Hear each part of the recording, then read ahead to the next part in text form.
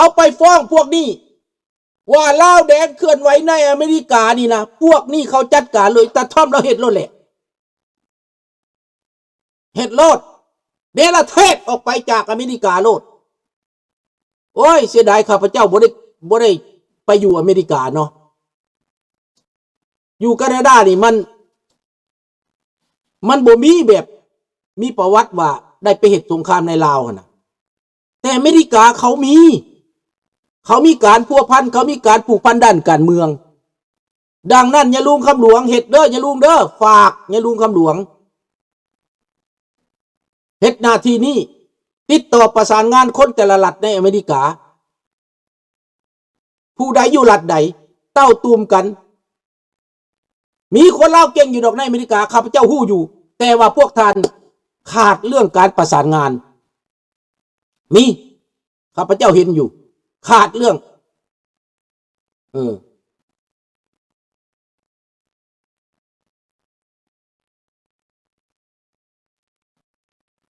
เพลงชาติลาวสมัยใหม่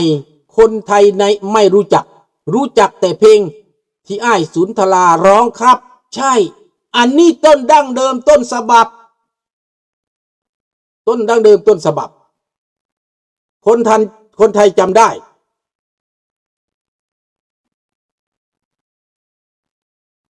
ดังนั้นในอเมริกานั้นถ้าเฮาฮู้สู่ก็จะไม่มีใครเรียกเราว่าขี้ขาดตาขาวสู้ๆครับแม่นสมคิดว่าถือดังนั้นในอเมริกาเฮามีโอกาสแล้วนะต้องเฮ็ดลุงอยู่นี่นะคันผู้ใดเอาทุ่งกาเดือนขึ้นนะลุงไปฟ้องโลดให้เจ้าหน้าที่ถามมันว่ามันมาอย่างนี้แล้วมันมาเฮ็ดแนวใดอยู่นี่ฮะมึงรายงานว่าลาวแดงไรข่าไรแกงมึงจังมามึงมาแคนาดานี่นะถามมันโลดมาอย่างตำรวจเคยถามข้าพเจ้าเถื่อหนึ่งข้าพเจ้าอธิบายแล้วโอ้ยแต่ใครหันตำรวจเห็นข้าพเจ้าว่าทุ่งเจ้านั่นถูกต้องแล้วหมวกในหัวเจ้านี่ไผสิมาปลดออกบ่มีสิทธิ์แม่นหมวกเจ้าหัวเจ้าศาสตร์เจ้าวัฒนธรรมเจ้าบ่มีไผมาปลดออกได้เขาบอกแม่นสิทธิส่วนบุคคลแล้วเทือกสิทธิทางการเมืองเจ้ามาจากประเทศที่ว่าเป็นคอมมิวนิสต์เป็นเผด็จการเจ้าจึงได้ลี้ภัยการเมืองข้าพเจ้ามานี้แม่นมาลี้ภัยการเมืองได้มาเอ็กไซได้อินเอ็กไซได้พี่น้องเป็นอิมิเกรชันอินเอ็กไซได้พี่น้องเอ้ยทุ่งเดือนแม่นทุ่งพวกเผด็จการลาวแดงคอมมิวนิสต์ทุ่งกาเดือนนั้นเฮ็ดขึ้นมาแม่นเพชรราชกับสุพรรณวงศ์แม่นทุ่งผักโมเมนต์ทุ่งซาดคน 4-5 คนมาเฮ็ดแต้มขึ้นมาบ่มีคอมมิวนิสต์ก็บ่ได้เฮ็ดทุ่งผักนี่ดอกแต่มันสวยโอกาสหักหลังสุพรรณวงศ์กับเพชรราชแล้วมันเอาทุ่งผักเขามาเฮ็ดเป็นทุ่งซาดคนลาวบ่ได้รับรู้ทุ่งอันนี้เขารับรู้แต่ว่าผักอันนี้มันตั้งขึ้นมามันเฮ็ดเป็นทุ่งอันนี้ขึ้นมาเท่านั้นบ่ได้เฮ็ดเรฟเฟอรันดอมคนลาวเบิดประเทศบ่ได้หำฮู้เพลงชาติลาวต้นฉบับประกาศใช้เป็นทางการตามกฎหมายสูงสุดคือกฎหมายรัฐธรรมนูญ11พฤษภาคม1947นะพวกเพชรราชมันตั้งพรรคการเมืองมันเฮ็ดอันนั้นขึ้นมาดังนั้นทุกชาติลาวบ่เป็นตัวนี้เป็นทุ่งสร้างสามหัวพี่น้องทางโลกแม้แต่ไกรสอนสุพรรณวงศ์ก็รับรู้ทุ่งนี้นักเรียนนักศึกษาพี่น้องก็เห็นละติข้าพเจ้าโพสต์ออกไปอยู่มานกับทุ่งอันนั้นแหละทุ่งสร้างสามหัวแหละไปแห่แหนแผ่นกลางไปหลับต้อนสุพรรณวงศ์เข้ามาแต่ป่าแต่เป็นทุ่งสร้างสามหัวนี้ติดในหน้าผากสุพรรณวงศ์ก็เป็นทุ่งสร้างสามหัวนี้ได้สั้นได้ลืบได้ดาวก็เป็นทุ่งสร้างสามหัวนี้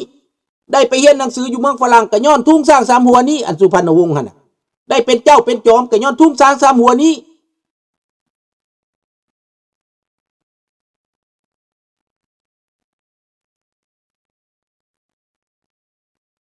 ธงกาเดือนไม่ใช่เป็น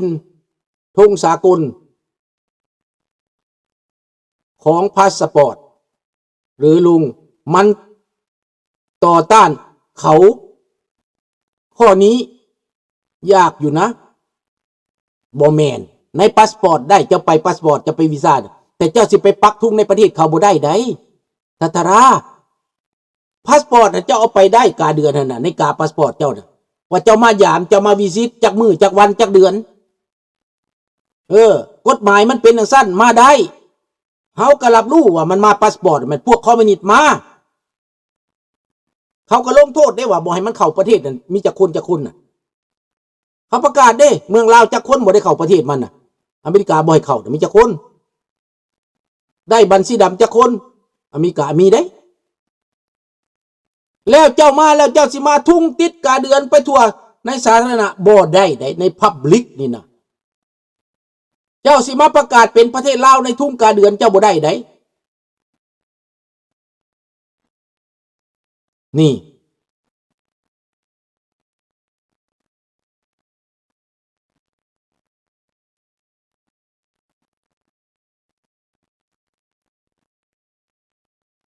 อันนั้นแหละพี่น้องให้คิดเบิ่งเจ้าสิมาติดทุกประกาศนะมันติดบ่ได้ดังนั้นเฮาไปทกลงก็ได้คนลาวในอเมริกาเขาไปเอาลงแล้วมีหลายแห่งที่เขาไปปลดลงในแคลิฟอร์เนียก็มีเขาไปปลดลงน่ะในแถวเท็กซัสก็มีเขาไปปลดลงมีหลายบ่อนเด้อพี่น้องเด้อเอาเรื่องทุ่งเรื่องลาวนี่ก็เบ้าจะมาเข้าในประเด็นว่าทหารรัสเซียแตกค่ายอยู่ค่ายกัสโนดาพี่น้องทหารโดดหนีจำนวน20 กว่าคนปีนกระแพงแล่นหนีเลยไล่จับกันนึกกระถึกนึกน้องจับได้4 คนเอามาทุบตีทรมานตีจนว่าสลบทุบตีทรมานจนว่าสลบย้อนหยังพี่น้องเพราะว่าบ่อยากไปหลบไปแล้วมันตายโอ้แถวเฮาบ่เห็นเด้อคันเห็นนี่มันเหยียบโลดว่าซั่นอามิโกะว่ะมีหมอนี่แหละเดี๋ยวจะส่งให้เบิ่งอามิโกะข้าพเจ้าจะแซ่ออกไป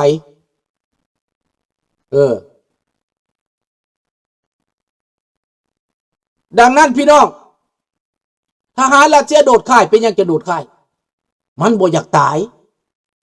มันส่งทหารเข้าไป100-200 คนขี่รถมอเตอร์ไซค์ออกแถวหน้ารถถังแล่นน้ำหลังรถลำเลียงพลแล่นน้ำหลังตายเบิด90 กว่าคันรถมอเตอร์ไซค์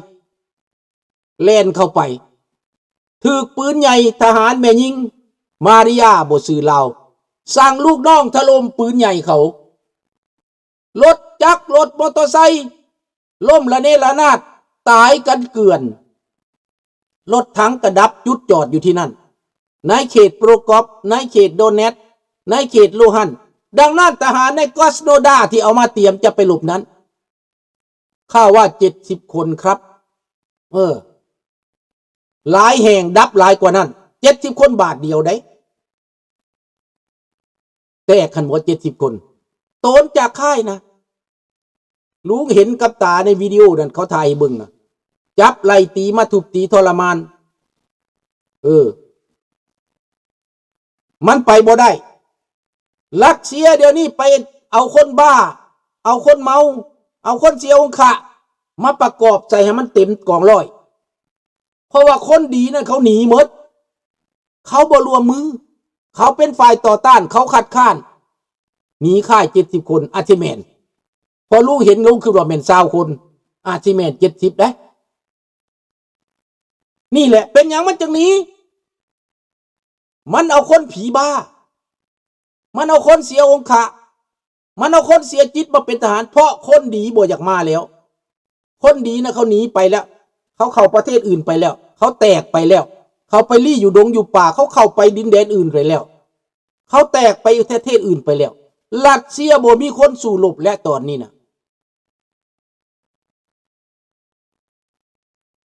ในเขตสโนดาไกคาสโนดา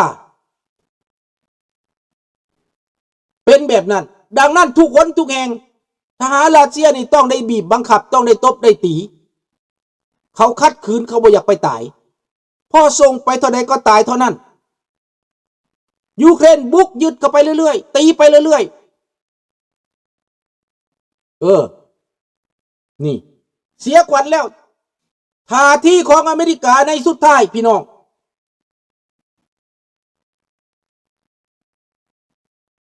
ท่าทีของอเมริกาในสุดท้ายนี้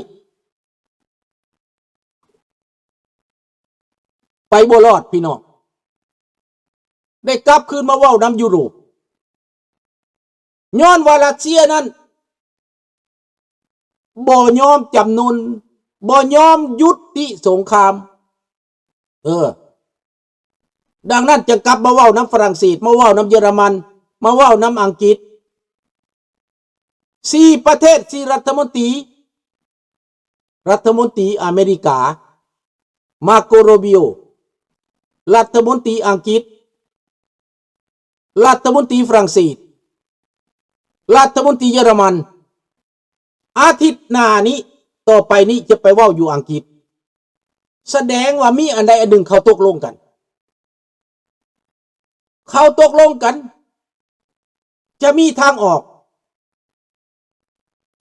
ดังนั้นคือข้าพเจ้าเว้านั่นว่า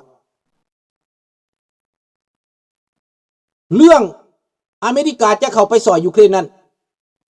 อเมริกาจะเข้าไปขุดค้นบ่อแห่แล้วส่งกองกำลังพิเศษหรือส่งหน่วยพิเศษคือกันก็ไปอยู่ในอิรักมีทหารแบบแบล็กบอเตอร์จังสินะเขาไปคุ้มครองแทนที่จะเป็นทหารทางการแต่กลายเป็นแบล็กบอเตอร์ไปแต่เป็นทหารนั่นแหละ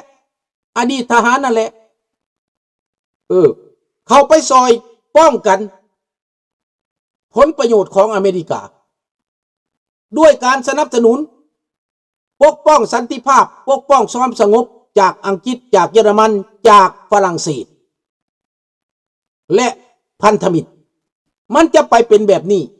ดังนั้นมีแต่ว่าโดนัลด์ทรัมป์นั้นจะต้องได้เปลี่ยนใจต้องได้ฟังความมาโกโรบิโอไปมาโกโรบิโอนั้นคืนบ่เข้าค่ายบ่ออกข้าพเจ้าฮู้ว่าความขัดแย้งในรัฐบาลทรัมป์ตอนนี้1ระหว่างเจดีแวนนี่หัวหุ้นแห้งเอ็กซ์ตรีมทรัมป์ก็เลยเลี้ยวไปนำบาดนี้มาโกโรบิโอเห็นทางว่ามันบ่ไปบ่รอดแล้วเรื่องการเว้ากันรัสเซียไปนี่บ่รอดเพราะว่าเจดีแวนนั้นเพราะว่ามาโกโรบิโอนั้นฮู้จักคอมมิวนิสต์มามันเป็นจังไดทรัมป์นี่บ่จักคอมมิวนิสต์บ่จักสันดานคอมมิวนิสต์ทรัมป์นี่มีแต่เห็นแก่ผลประโยชน์มีแต่เห็นแก่ได้ลาวเคยเป็นนักธุรกิจอันนี้ท่านทำนี่ตอนนี้พลาดแล้วได้กลับลำมาหายุโรปขอให้ช่วยแก้ไขปัญหาสันติภาพ